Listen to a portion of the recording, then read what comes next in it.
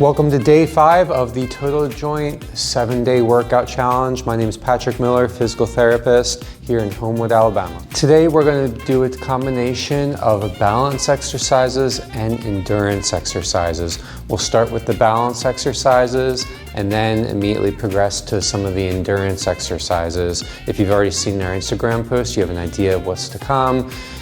Get something comfortable on, grab some water, and let's get it. Balance exercises can be helpful for a wide variety of reasons. If you tend to be a little bit older, a little bit more unsteady, it can help reduce your risk of falls. If you perhaps are a little bit younger, or if you're a little bit more energetic, go on a hike on uneven surfaces, for instance, it can help promote your stability on your feet, reduce some of your wobble, ultimately reduce your risk of falls and hurting yourself. Similarly, for our more athletic population, improved balance can help improve your athletic performance. For instance, if you are playing an adult softball league, having some better stability in your feet can help promote your ability to be a good softball player.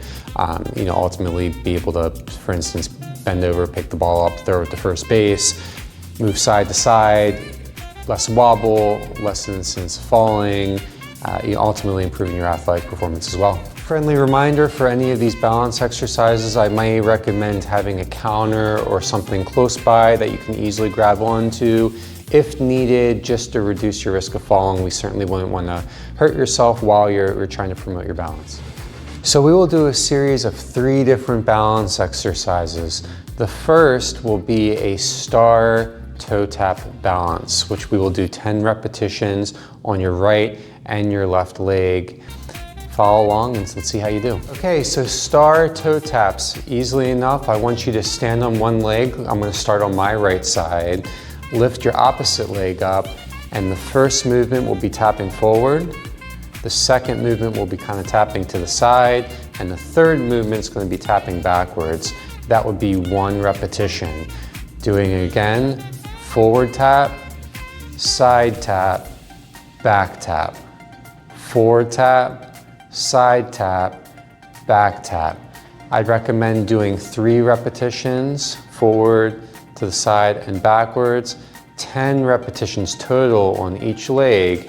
So each series, forward, side, and back tap would be 1 repetition. Do that 10 times, then you'll switch. So if I were to stand on my left side, repetition forward, repetition to the side, repetition back, that would be 1 series. We're going to do it again, forward tap, side tap, back tap. That would be 2 repetitions. Try that 10 different times. Ultimately, again, if you need to, grab onto a counter just to promote that stability a little bit. I wouldn't want you to fall during it. Some things to consider during this is I would like you to have a little bit more of an upright posture if possible. Don't let your hips sag too much. Try not to lean too much with your trunk. If you can avoid it, nice and stable up in your trunk and your hip areas. Next exercise will be a tandem walking. I'd like you to try about 10 steps with each leg. See how you feel during it. A lot of people might benefit from hanging onto a counter during this exercise, again, just to reduce that risk of falling.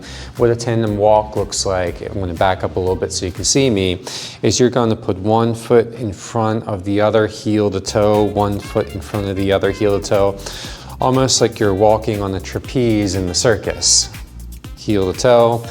If you get to the end of the counter and you need to turn around, ultimately again to hang on to something while you're doing this, you can do so. Once again, heel to toe, heel to toe, heel to toe.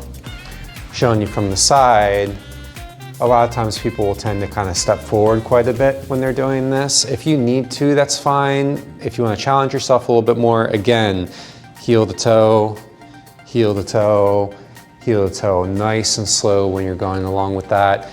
Try to do 10 steps each side, with your right foot and your left foot. You can do 2 rounds or so depending on how you're feeling with that. So what we know about balance are there are 3 sensory systems that are involved. First being vision, and the feeling on the bottom of your feet, which is called your somatosensory system, and then all that inner ear stuff, which we refer to as your vestibular system.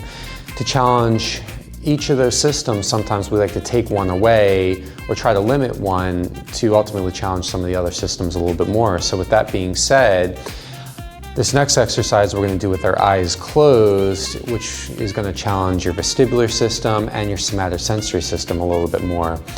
What we're going to do is you're going to stand nice and tall, put your feet together, narrow base of support, your balance is a little bit more unsteady, and then I just want you to close your eyes when you're doing that and try to stand for at least 30 seconds or so. Again, have that counter close by if you need to grab on it. You might feel a little bit wobbly while you're doing this. Your balance is not going to be as good with your eyes closed.